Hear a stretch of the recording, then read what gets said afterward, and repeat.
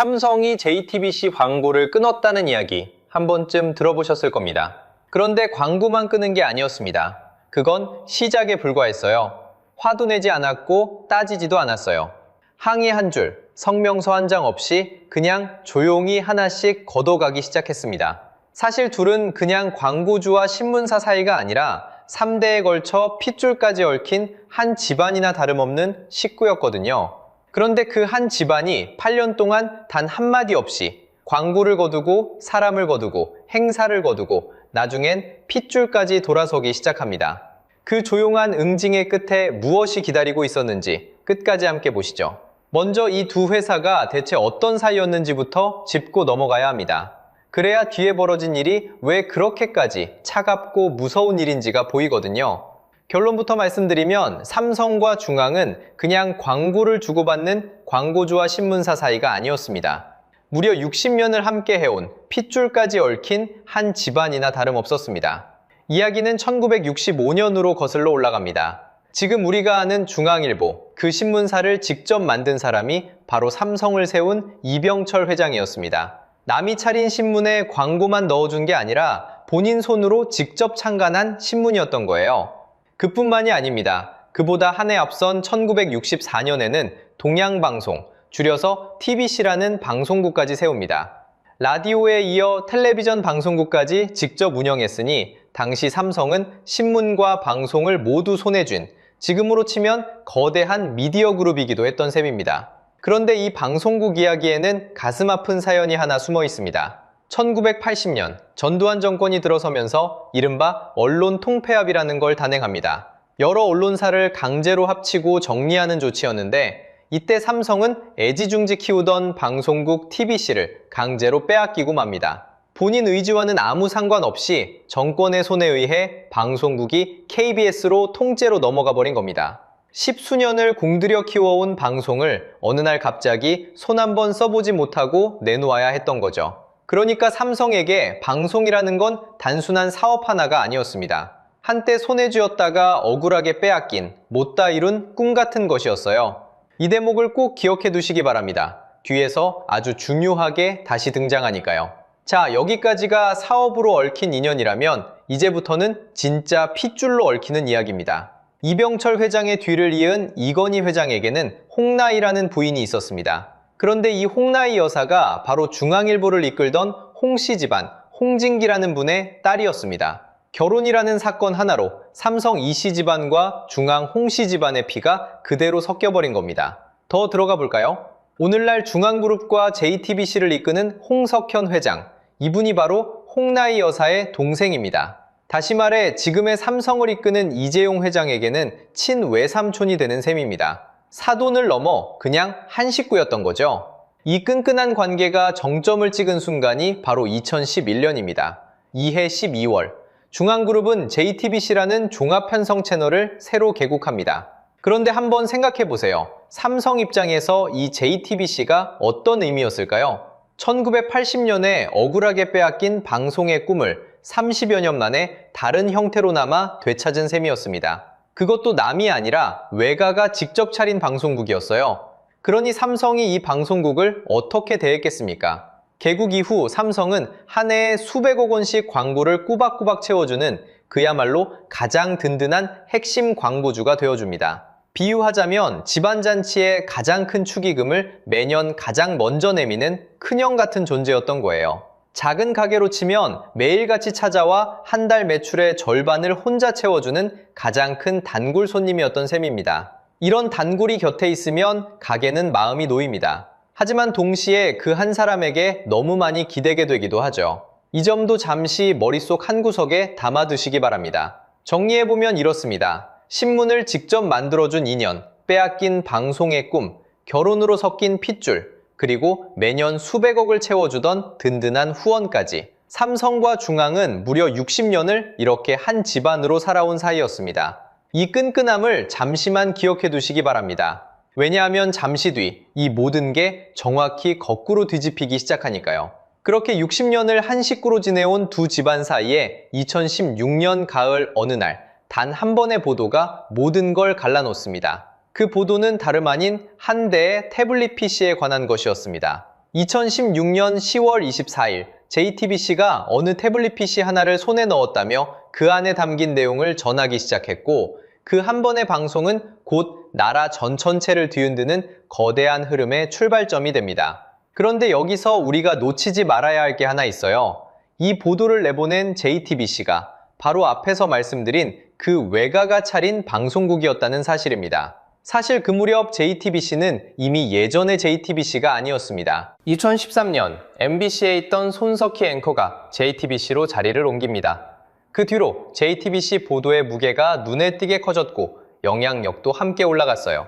그 과정에서 삼성을 향한 비판적인 보도도 종종 나갔습니다. 핏줄로 얽힌 외가가 차린 방송이 어느새 삼성에게도 거리낌 없이 칼끝을 겨눌 수 있는 언론으로 자라 있었던 겁니다. 그리고 그 칼끝이 가장 날카롭게 향한 순간이 바로 2016년 가을의 그 태블릿 보도였습니다. 그 보도가 도화선이 됩니다. 일이 걷잡을 수 없이 커지더니 결국 2017년 2월 삼성의 이재용 부회장이 구속됩니다. 이게 얼마나 충격적인 일이었냐면요. 삼성이라는 그룹이 세워진 이래로 그 집안의 총수가 구속된 건 그때가 처음이었습니다. 삼성 역사상 단 한 번도 없던 일이 벌어진 거예요. 자, 이 장면을 한번 가만히 그려보세요. 할아버지가 직접 세운 신문사, 외가가 차려서 운영하는 방송국, 그 방송국이 내보낸 보도가 도화선이 되어 그 집안의 손자이자 그룹의 총수가 감옥에 가게 됩니다. 60년을 한 식구처럼 지내온 두 집안 사이에서 한쪽 집의 방송이 다른 쪽 집의 가장을 감옥에 보낸 셈입니다. 세상에 이런 관계가 또 있을까 싶을 만큼 초유의 상황이었습니다. 그렇다면 삼성은 어떻게 반응했을까요? 분노에 차서 항의했을까요? 절교를 선언하는 성명서라도 냈을까요? 놀랍게도 아무 일도 없었습니다. 적어도 겉으로는요. 항의한 줄 없었고 성명서 한 장 없었습니다. 화내는 목소리도 따지는 말 한마디도 들리지 않았어요. 그냥 조용했습니다. 그런데 그 조용함 속에서 무언가가 사라지기 시작합니다. 가장 먼저 사라진 건 광고였어요. 이재용 부회장이 구속된 그 직후부터 JTBC를 가득 채우던 삼성전자의 광고가 슬그머니 줄어들기 시작합니다. 숫자로 보면 이 변화가 정말 또렷하게 보입니다. 2017년 5월 삼성 광고는 한 달에 69회 나갔습니다. 그런데 바로 다음 달인 6월에는 41회로 줄어듭니다. 그리고 7월에는 28회까지 떨어졌어요. 69회에서 41회로, 다시 28회로. 한 달이 지날 때마다 광고가 뚝뚝 끊겨 나가더니 얼마 지나지 않아 아예 멈춰버립니다. 여기서 정말 섬뜩한 건 이 모든 게 단 한마디의 발표도 없이 벌어졌다는 점입니다. 우리는 이제 광고를 빼겠습니다 라는 통보도 없었어요. 그냥 어느 날부터 숫자가 조용히 줄었고 어느 순간 0이 되어 있었습니다. 화내지 않고 따지지 않고 그저 숫자만 조용히 줄여나간 겁니다. 파트 1에서 제가 한 가지 비유를 드렸던 거 기억하시나요? 매일같이 가게에 와서 한 달 매출의 절반을 혼자 채워주던 큰 단골 말입니다. 삼성이 JTBC에게 딱 그런 존재였어요. 그런데 그 큰 단골이 어느 날부터 화 한 번 내지 않고 그냥 발길을 끊어버린 겁니다. 따로 인사도 없이 어느 날 보니 그 자리가 텅 비어 있는 거예요. 매일 가게 매출의 절반을 채워주던 사람이 사라졌으니 그 빈자리가 얼마나 컸을지는 굳이 설명드리지 않아도 느껴지실 겁니다. 말로 따지는 것보다 어쩌면 이게 더 무서운 방식인지도 모릅니다. 큰 소리는 한 번 지르고 나면 끝이지만 조용히 등을 돌린 마음은 종처럼 되돌릴 방법이 없거든요. 삼성은 분노가 아니라 침묵으로, 항의가 아니라 빈자리로 답을 했습니다. 그런데 광고는 그저 첫 번째였습니다. 우리가 지금까지 본 건 삼성이 걷어간 수많은 것들 중에 가장 눈에 잘 띄는 하나였을 뿐이에요. 삼성은 그 뒤로 하나씩 광고보다 훨씬 더 깊은 것들을 조용히 걷어가기 시작합니다. 광고가 사라진 그 자리에서 두 번째로 걷어간 건 신문 지면이었습니다. 방송에서만 빠진 게 아니었어요. 그동안 중앙일보 지면 곳곳을 큼직하게 채우던 삼성의 광고들이 신문에서도 하나둘 자취를 감추기 시작했다고 전해집니다. 어느 날 갑자기 빼겠다고 선언한 게 아니었어요.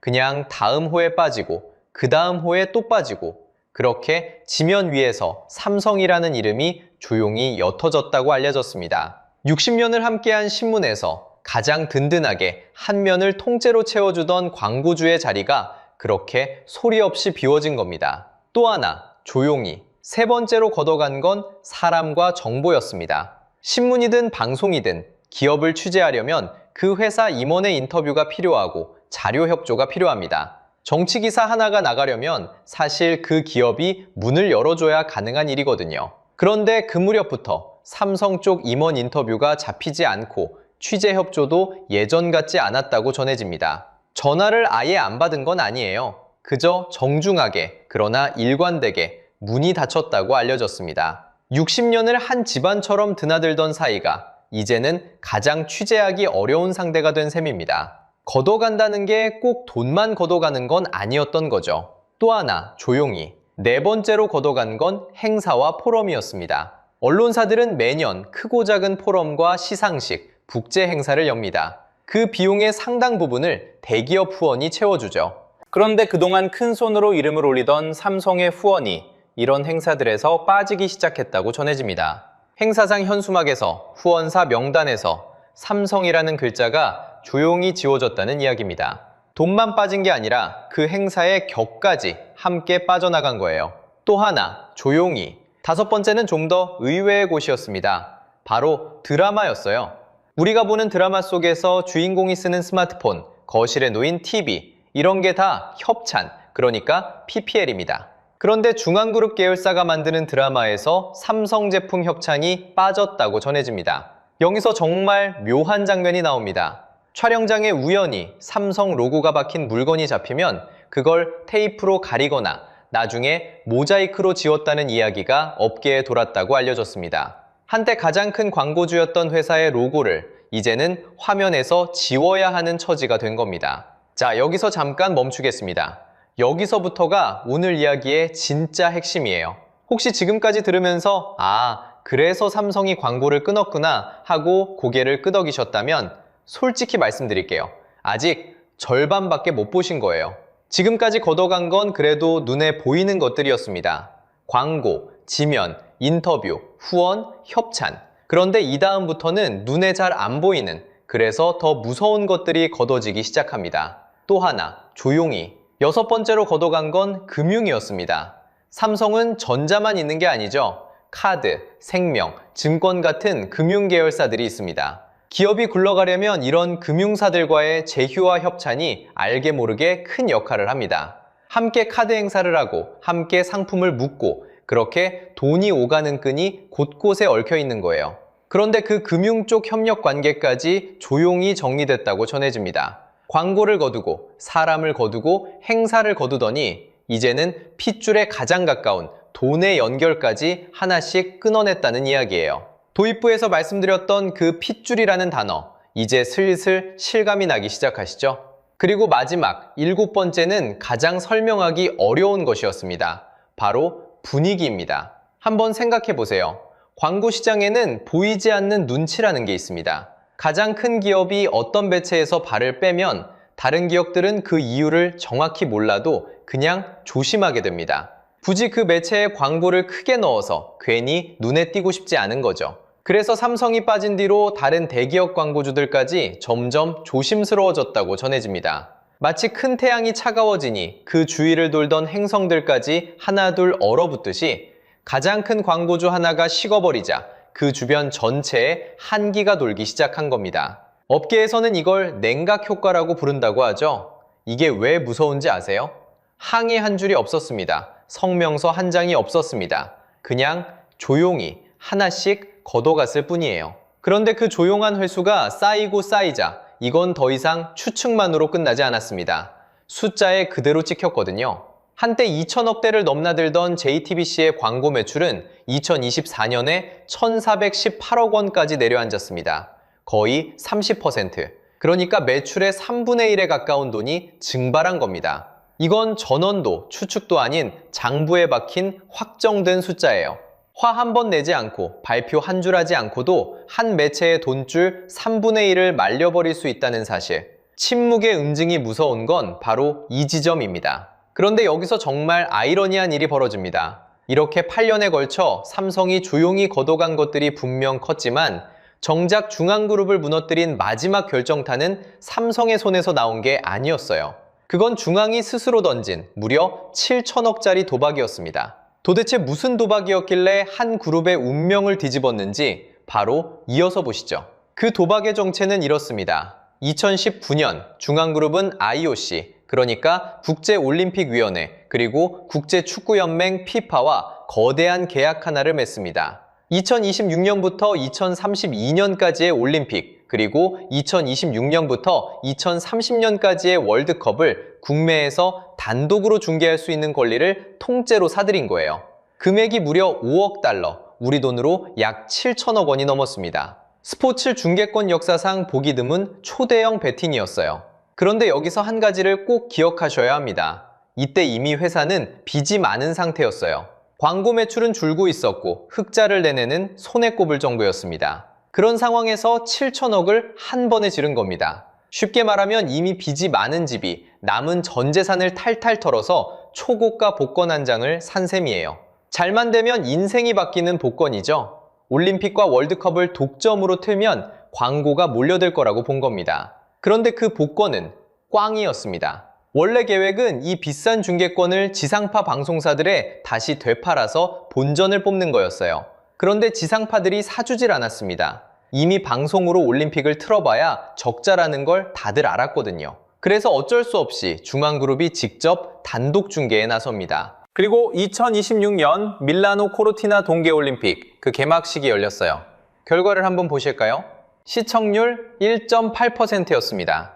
이게 얼마나 처참한 숫자인지는 비교를 해보면 단번에 와닿습니다. 불과 4년 전인 2022년 베이징 동계올림픽 때 지상파 3곳이 함께 중계한 개막식 시청률은 합쳐서 18%였어요. 1.8% 대 18%, 정확히 10분의 1로 쪼그라든 겁니다. 7천억을 들여 산 권리로 틀었는데 보는 사람이 10분의 1밖에 안 됐다는 거예요. 광고로 본전을 뽑는다는 계획은 이렇게 무너졌습니다. 그런데 저는 여기서 한 가지를 분명히 말씀드리고 싶습니다. 이 모든 걸 오로지 삼성 탓으로만 돌릴 수는 없다는 거예요. 사실 중앙그룹이 흔들린 데는 삼성이 손을 뗀 것 말고도 더 크고 구조적인 흐름이 깔려 있었습니다. 그 흐름이 뭐냐면 방송 광고 시장 자체가 통째로 가라앉고 있었어요. 숫자로 보면 이렇습니다. 2024년 국내 방송 광고 매출은 1년 만에 7.4%가 줄어서 약 2조 3천억 원으로 떨어졌습니다. 그런데 이게 끝이 아니었어요. 2025년에는 13.8%가 더 급감해서 사상 처음으로 2조 원대까지 추락할 거라는 전망이 나왔습니다. 방송이라는 판 자체가 해마다 쪼그라들고 있었던 거예요. 돈이 어디로 갔느냐? 디지털로 갔습니다. 2025년 기준으로 온라인 광고가 전체 광고 시장의 약 61%를 차지했어요. 방송 광고의 3배가 넘는 규모입니다. 광고비라는 물줄기의 무게중심이 방송에서 인터넷으로 완전히 넘어가 버린 거예요. 이건 비유하자면 이렇습니다. 손님들이 다들 옆 가게로, 그러니까 유튜브나 OTT 같은 새 가게로 우르르 옮겨갔는데 정작 우리는 혼자 옛날 간판만 더 크고 비싸게 키운 격이었어요. 7천억짜리 중계권이 바로 그 옛날 간판이었던 셈입니다. 여기에 한 가지가 더 겹칩니다.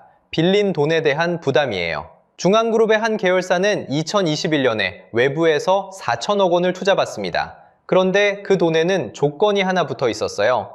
5년 안에 회사를 증시에 상장시키겠다는 약속이었습니다. 그래야 투자자들이 돈을 회수할 수 있으니까요. 그런데 그 상장이 끝내 실패했어요. 그러자 그 4천억은 고스란히 갚아야 할 빚으로 돌아왔습니다. 약속을 못 지켰으니 돈을 도로 물어줘야 하는 부담이 생긴 거예요. 자, 그러니까 정리하면 이렇습니다. 중앙그룹의 위기는 어느 하나 때문에 벌어진 일이 아니었어요. 첫째, 방송 광고 시장 자체가 구조적으로 쪼그라들고 있었고, 둘째, 거기서 7천억짜리 중계권 베팅이 보기 좋게 빗나갔고, 셋째, 빌린 돈에 기대해 회사를 굴려온 차입 경영의 부담이 한꺼번에 몰려왔고, 그리고 넷째, 거기에 8년 전 삼성이 조용히 손을 뗀 예까지 더해진 겁니다. 이 네 가지가 동시에 맞물리면서 거대한 그룹이 흔들리기 시작한 거예요. 그러니까 이건 누구 한 사람을 손가락질하고 끝낼 이야기가 아니라 시대의 흐름과 잘못된 선택이 겹쳐서 만들어진 결과에 가깝습니다. 그런데 진짜 무서운 건 지금부터입니다. 이렇게 쌓이고 쌓인 빚, 7천억짜리 도박의 청구서가 결국 어딘가로는 날아가야 했거든요. 문제는 그 청구서가 삼성도 아니고 중앙그룹의 오너도 아닌 전혀 엉뚱한 사람들에게 날아갔다는 겁니다. 그래서 실제로 그 무너짐은 어떻게 시작됐을까요? 2026년 6월 12일이었습니다. 이날 JTBC는 만기가 돌아온 206억 원을 끝내 갚지 못했습니다. 회사가 빌린 돈을 약속한 날에 못 갚는 것, 이걸 우리는 디폴트, 채무 불이행이라고 부릅니다. 206억이면 한때 한 해 수백억씩 광고를 채워주던 그 큰 단골이 빠져나간 자리를 생각하면 사실 그렇게 큰 돈도 아니었습니다. 그런데 그 자리를 더는 메울 곳이 없었던 겁니다. 한번 둑이 터지자 그 다음은 순식간이었습니다. 이틀 뒤인 6월 14일 중앙홀딩스와 콘텐트리 중앙, 메가박스 중앙을 비롯한 4개 계열사가 한날 한시에 법원에 회생을 신청합니다. 흔히 말하는 법정 관리에 들어가겠다는 거예요. 다음 날인 15일에는 JTBC까지 회생을 신청했습니다. 다만 JTBC는 조금 다른 길을 택해서 법원이 곧바로 절차를 시작하지 않고 채권단과 먼저 협의해보는 자율구조조정이라는 제도를 함께 신청했습니다. 어떻게든 법정 관리까지 가지 않고 살려보려는 마지막 몸부림이었던 셈입니다. 하지만 본질은 따로 있었습니다. 6월 19일 그룹의 얼굴이자 60년 전 모든 것이 시작된 그 자리, 중앙일보가 220억 원짜리 기업어음을 갚지 못해 최종 부도 처리됩니다. 그리고 하나은행의 워크아웃, 그러니까 빚을 다시 짜는 구조조정을 신청했어요. 이병철 회장이 1965년에 직접 창간했던 신문, 한 집안의 시작이었던 그 신문에 결국 부도라는 두 글자가 찍힌 겁니다. 이렇게 드러난 빚을 다 합치면 얼마였을까요? 중앙그룹 전체 차입금은 약 2조 8천억 원에 달했습니다. 2조 8천억. 너무 큰 숫자라 잘 와닿지도 않으실 거예요. 그런데 진짜 이야기는 지금부터입니다. 이 빚의 청구서가 정작 누구에게 날아갔는지 말입니다. 이 2조 8천억 중에는 시장에서 끌어모은 돈이 1조 3천억쯤 됐는데 그 중에서 약 7,900억 원이 평범한 개인 투자자들의 돈이었습니다. 은행도 큰 기관도 아니고 우리 같은 사람들의 돈이 7,900억이나 묶여버린 겁니다. 문제는 이 돈이 어떻게 모였느냐는 거예요. 중앙그룹 계열사의 신용등급은 BBB급, 그러니까 우량하다고는 말하기 어려운 등급이었습니다. 그런데 이걸 팔 때는 부도 위험이 사실상 제로다라는 설명과 함께 연 8%라는 꽤 높은 이자를 얹어서 개인들에게 판매됐습니다. 이게 어떤 그림인지 한번 떠올려 보세요. 이미 한쪽으로 기울기 시작한 배가 있습니다. 그런데 그 뱃머리에는 큼지막한 글씨로 이 배는 절대 가라앉지 않습니다 라고 적힌 안내문이 붙어 있는 거예요. 등급은 비우량인데 위험은 제로라고 말하는 것, 앞뒤가 맞지 않는 이야기였던 겁니다. 결국 금융감독원이 이게 제대로 설명하고 판 게 맞는지 불완전 판매가 아니었는지를 집중적으로 들여다보기 시작했습니다. 그리고 신용평가사는 JTBC의 등급을 BBB에서 한참 아래인 CCC로 끌어내렸습니다. 위험 제로라던 그 채권이 며칠 만에 가장 위험한 등급으로 떨어진 거예요. 여기서 잠깐 멈춰서 생각해보고 싶습니다. 혹시 여러분 주변에도 이 말을 믿고 노후 자금이나 어렵게 모은 퇴직금을 여기에 넣은 분이 한 분쯤 계시지 않나요? 그래도 중앙일보인데 JTBC인데 설마 망하겠어? 누구나 그렇게 생각할 만한 이름이었습니다. 바로 그 믿음이 8%라는 이자와 만나 가장 아픈 청구서가 되어 돌아온 겁니다. 처음에 우리는 이 이야기를 그저 큰 회사 둘 사이의 다툼으로 시작했습니다. 삼성이 조용히 광고를 거두고 사람을 거두고 행사를 거두고 끝내 핏줄까지 돌아섰던 8년. 그런데 그 8년의 끝에서 진짜 청구서를 받아든 사람은 삼성도 중앙도 아니었습니다. 7천억을 써서도 8년이라는 긴 시간을 들여서도 끝내 돌아서지 않은 마음. 그 마음의 끝에 놓인 건 결국 우리 같은 평범한 사람들의 7,900억이었습니다. 이게 바로 이재용의 저주가 진짜 무서운 이유였습니다. 저주의 끝은 늘 가장 멀리 있는, 가장 힘없는 사람에게 닿더라는 것 말입니다. 자, 오늘 이야기를 정리해 보겠습니다. 시작은 광고 한 줄이었습니다. 하지만 그게 전부가 아니었죠. 8년에 걸쳐 사람과 행사와 핏줄과 돈줄까지 조용히 걷어가진 응징에 스스로 던진 7천억짜리 도박과 방송 광고 시장이 무너지는 시대에 역풍이 겹치면서 2조 8천억 그룹이 통째로 흔들렸습니다. 그리고 그 청구서는 7,900억이 되어 평범한 투자자들에게 날아갔습니다. 그래서 저는 이 이야기에서 세 가지를 꼭 기억하셨으면 합니다. 첫째, 아무리 거대하고 단단해 보이는 곳도 한쪽 자본에만 기대고 있다면 위태롭다는 겁니다. 큰 나무 그늘에만 기대어 자란 화초는 그 나무가 베이는 순간 함께 말라버립니다. 우리가 믿는 회사가 어디에, 누구에게 그렇게 기대고 있는지를 한 번쯤 들여다볼 필요가 있어요. 둘째, 부도 위험 제로라는 말은 이 세상에 없습니다. 위험이 없다는 말이 붙은 곳일수록 더 의심해야 합니다. 누가 화려한 이자율을 들이밀 때 우리가 진짜 봐야 할 건 그 옆에 작게 적힌 신용 등급과 왜 그 이자가 그렇게 높은가 하는 이유입니다. 셋째는 조금 다른 이야기인데요. 받은 은혜를 잊지 말라는 옛말의 무게입니다. 한 집안으로 시작했던 관계가 어떻게 끝났는지를 보면 결국 사람과 사람 사이의 신뢰가 무너질 때 가장 큰 청구서가 날아온다는 걸 다시 생각하게 됩니다. 오늘 이야기가 무겁게 느껴지셨다면 마지막으로 이 말씀을 드리고 싶습니다.